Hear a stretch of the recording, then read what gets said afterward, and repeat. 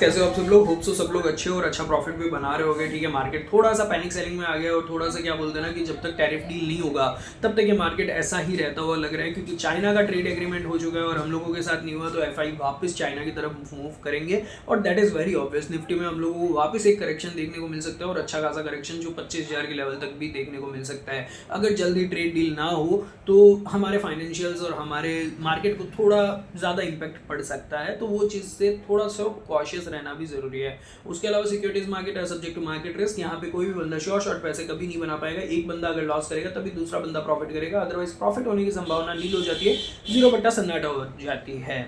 IPO का season चल रहा है तो मैं अभी एक और आईपीओ की बात कर लेता हूँ। थोड़ा सा लेट हो गया इस आईपीओ में एनालाइज करने में, अदरवाइज ऐसा होता कि ग्रे मार्केट में बहुत अच्छा खासा पैसा ऑलरेडी बना चुके होते। टू बी वेरी ऑनेस्ट, अभी तक मैंने ग्रे मार्केट में बिल्कुल भी काम नहीं किया इस आईपीओ में, लेकिन करना चाहिए था। अगर थोड़ा सा पहले एनालिसिस कर लेता तो फॉर श्योर मैं इस आईपीओ में आराम से काम करता। मैं बात कर रहा हूँ बिलियन, यार वो नाम मेरे को नहीं आ रहा, ग्रो के आईपीओ की। ठीक है, कुछ बिलियन विलियन करके था। 1 मिनट लैपटॉप चालू कर लेता हूँ मैं वापस, तो मेरे को समझ में आ जाएगा। हाँ, बिलियन ब्रेन्स गैरेज वेंचर्स करके। ठीक है, तो बेसिकली क्या है ना कि इसमें भी सबको ऐसा लग रहा है लेंसकार्ट की तरह बहुत ज़्यादा ओवरवैल्यूड है। अरे यार, ओवरवैल्यूड ओवर हाइप्ड बहुत फ़र्क होता है। ठीक है, बेसिकली एक अगर आप कंपनी के फाइनेंशियल को एनालिसिस करते हो तो सिर्फ पी और पीबी रेशो के हिसाब से एनालिसिस नहीं करना होता, आपको उस फ्यूचरिस्टिक ग्रोथ का भी देखना पड़ता है कि उसमें फ्यूचर में ग्रोथ कितनी है या किस हिसाब से कंपनी का बिजनेस में कितना दमखम है कि ये आगे मार्केट में क्या कर सकती है क्या नहीं कर सकती। ज़्यादा टाइम नहीं लूँगा, लेकिन नॉर्मली मेरा कैलकुलेशन बता देता हूँ, कोशिश करूंगा कि 5 मिनट के अंदर ही खत्म कर दूं। ठीक है, सबको पता है बिजनेस मॉडल कैसा है, ग्रो है, डिस्काउंट ब्रोकर है, तो उस हिसाब से अगर देखें तो इसको हम लोग कंपेयर कर सकते हैं एंजल वन के थ्रू। एंजल वन के साथ अच्छा खासा कंपैरिजन मिल जाएगा, क्योंकि बाकी सारे हैं जो फुल टाइम ब्रोकर है, लेकिन एंजल वन है जो डिस्काउंट ब्रोकरशिप भी करता है। तो उस हिसाब से अगर देखें, नॉर्मली सीधी सी बात बताऊँ तो ग्रो जो एंजल का जो पी रेशो है वो मार्केट में आज की डेट में 28.5 के या 28.9 के आसपास का पी रेशो है, और जो पीबी रेशो है वो कहीं ना कहीं 4 के आसपास का पीबी रेशो है। तो उस हिसाब से अगर आप कंपेयर करके देखोगे तो फॉर श्योर है ये आपको आईपीओ बहुत ज़्यादा महंगा लगेगा। लेकिन थोड़ा सा डीप अंडरस्टैंडिंग ले लेते हैं, थोड़ा सा डीप जाएंगे तो अपने को पता चलेगा कि एंजल का जो प्रॉफिट मार्जिन है वो अगर आप देखोगे पिछले साल का जो प्रॉफिट मार्जिन है वो तकरीबन 22% के आसपास है। इस जो जून क्वार्टर का जो इन्होंने रिजल्ट दिया है वहाँ पे इनका प्रॉफिट मार्जिन था 10% के आसपास, और सितंबर क्वार्टर में फिर से 22 या 25% के आसपास का प्रॉफिट मार्जिन है। जबकि अगर हम लोग ग्रो का देखें तो ग्रो का जो प्रॉफिट मार्जिन है, नेट प्रॉफिट मार्जिन की बात कर रहा हूँ मैं, ऑपरेटिंग प्रॉफिट मार्जिन की बात नहीं कर रहा। नेट प्रॉफिट मार्जिन की अगर ग्रो की बात करूँ तो वो मिनिमम से मिनिमम 40% से नीचे नहीं जा रहा, ऊपर में 46%, 48% और नीचे में 40%, उससे नीचे नहीं जा रहा।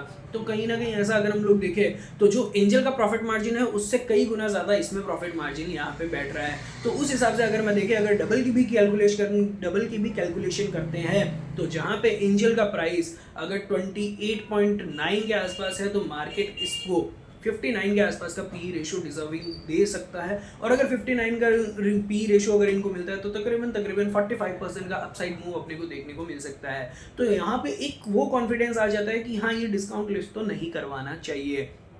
अब थोड़ा सा डिटेल व्यू के हिसाब से एनालिसिस कर लेते हैं। पीबी रेशो के हिसाब से इन्होंने अपनी वैल्यूएशन ऑलरेडी बहुत बढ़िया लेवल पे लगा रखी है, बहुत ठीक ठाक लेवल पे लगा रखी है, क्योंकि अगर आप पीबी रेशो के हिसाब से देखोगे तो इनका जो नेटवर्थ आ रहा है वो कहीं ना कहीं 5,995 करोड़ आ रहा है, और इन्होंने अपनी वैल्यूएशन 61,000 करोड़ के आसपास ऑलरेडी लगा रखी है, तो वो बैठता है तकरीबन 10.80 के आसपास का। तो उस हिसाब से अगर देखें तो पीबी रेशो के हिसाब से इन्होंने अपनी वैल्यूएशन ऑलरेडी ठीक ठाक लगा दी है। लेकिन मैं आपको 3 चीज़ें और बताना चाहूँगा। दी वेरी फर्स्ट तो ये बात है कि ग्रो में जो इसका आईपीओ आया बिलियन ब्रेन्स गैरेज वेंचर्स का, तो इसमें ग्रो की एएमसी भी इंक्लूडेड है। बाकी कोई भी जो एंजल है उसमें एंजल का एएमसी इंक्लूडेड नहीं है, इसमें इंक्लूडेड है, तो उसकी वजह से इसका प्रॉफिट मार्जिन भी अच्छा है, तो वो अपने को देखने को मिलेगा, और उसके साथ साथ जो पी रेशो है वो भी एक्सटेंड होते हुए देखने को मिलेगा। मार्केट इस साल बहुत तगड़ा मंदा रहा था, तो आगे फ्यूचरिस्टिक ग्रोथ है, सबसे ज़्यादा हाईएस्ट नंबर ऑफ अकाउंट इनके पास है, तो वॉल्यूम में इंक्रीज देखने को मिलेगा फ्यूचर में। अगर वॉल्यूम इंक्रीज होता है तो मार्केट पी रेशो भी थोड़ा एक्स्ट्रा इनको दे सकता है।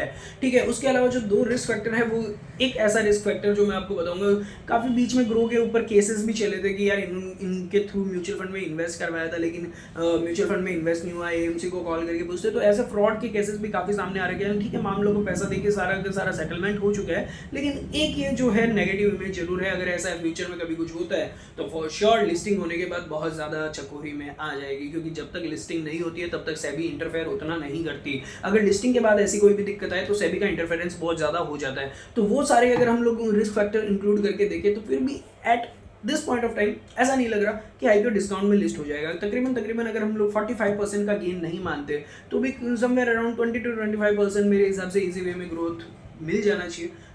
डिस्काउंट में तो लिस्ट नहीं होना चाहिए। बाकी securities market are subject to market risk, यहाँ पे कोई भी बंदा शॉर्ट पैसा तो नहीं बना सकता। अपने फाइनेंशियल एडवाइजर से सलाह करके ही पैसे लगाएं। और यदि आपने अभी तक लेंसकार्ट का आईपीओ एनालिसिस नहीं देखा है मेरा, तो फॉर श्योर चैनल पे जाके आप चेकआउट करो, आपको बहुत मजा आएगा। सब लोग जो जितना ओवर हाइप्ड ओवर वैल्यूएशन बता रहे हैं ना, काफ़ी चीज़ें आपकी क्लियर वहाँ पे हो जाएगी कि उन कंपनीज को वैल्यू कैसे करते हैं।